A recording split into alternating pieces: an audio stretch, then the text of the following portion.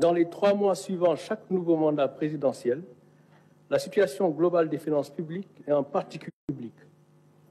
Cette loi dispose que, dans les 3 mois suivant chaque nouveau mandat présidentiel, la situation globale des finances publiques et en particulier la situation du budget de l'État et de son endettement fait l'objet d'un rapport préparé par le gouvernement. Ce rapport, audité par la Cour des comptes, est publié dans les 3 mois suivants. Alors, le président de la République, fidèle à sa doctrine Jubal Jubanti, a tenu à respecter les dispositions de cette loi.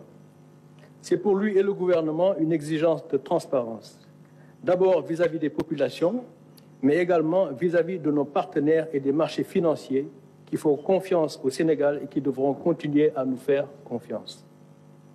Cet exercice de transparence et de reddition des comptes est également une nécessité pour en tirer les conséquences objectives, notamment pour le référentiel des politiques publiques en cours de finalisation pour opérationnaliser le projet.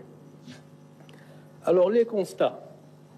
Le rapport sur la situation des finances publiques a révélé que la dette publique du Sénégal et les déficits budgétaires ont été plus élevés que publiés par les autorités sortantes et communiqués à nos partenaires durant la période 2019-2023. Le déficit budgétaire a été annoncé à une moyenne de 5,5% du PIB sur la période 2019-2023. Mais en réalité, il a été en moyenne de 10,4%, soit près du double. La dette publique a été annoncée en moyenne à 65,9% du PIB durant la période 2019-2023. Mais en réalité, elle a été en moyenne de 76,3% du PIB en raison des déficits publics plus élevés que publiés.